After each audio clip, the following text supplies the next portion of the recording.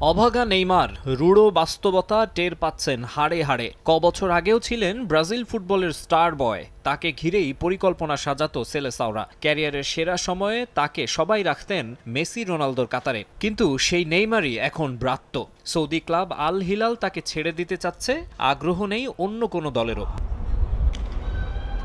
এ মৌসুম শেষে নাকি আর চুক্তি নবায়ন করবে না আল হিলাল। নেইমার নিজেও নাকি ভিন্ন কোথাও যেতে চাইছেন। নানা গুঞ্জনের মাঝে ব্রাজিলিয়ান ক্লাব পালমেইরাসের কথাও উঠেছিল, তবে স্বদেশি ক্লাবটি উড়িয়ে দিয়েছে ওই গুঞ্জন। শুধু তাই নয়, কড়া ভাষায় জানিয়ে দিয়েছে নেইমারকে নেয়ার কোনো ইচ্ছেই তাদের নেই।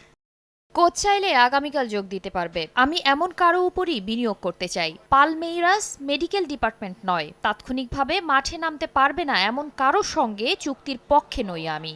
নেইমারের পরবর্তী ঠিকানা হিসেবে জোরে সোরে শোনা যাচ্ছিল দুটি ক্লাবের নাম। দুই বন্ধু মেসি সুয়ারেজের সঙ্গে ইন্টার মায়ামিতে রিইউনিয়নের সম্ভাবনার কথা যেমন ছিল, আবার শৈশবের স্বদেশি ক্লাব সান্তোসে ফেরার আভাসও পাওয়া যাচ্ছিল। তবে এই মুহূর্তে নাকি আক্রমণ ভাগে আর কাউকে যুক্ত করার কথা ভাবছেই না মায়ামি। অন্যদিকে সান্তোসের পরিকল্পনা সম্পর্কেও সুস্পষ্ট কোনো ধারণা পাওয়া যাচ্ছে না। তাই বার্সেলোনা থেকে রেকর্ড সাইনিংয়ে পিএসজিতে যোগ দেয়া ফুটবলারই মার্কেটে এখন অচল।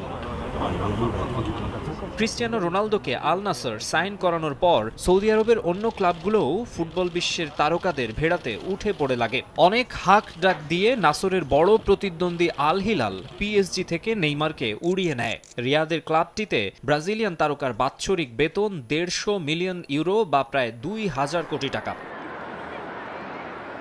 আশা ছিল পায়ের জাদুতে মরুভূমির ফুটবল মঞ্চ মাতিয়ে রাখবেন নেইমার, কিন্তু হলো একেবারে উল্টো। গত বছর সেপ্টেম্বরে অভিষেক থেকে গেল 14 মাসে আল হিলালের হয়ে মাত্র 7 ম্যাচে মাঠে নামতে পেরেছেন তিনি। লিগামেন্টের ইনজুরির কারণে বাকি সময়টা থাকতে হয়েছে মাঠের বাইরে।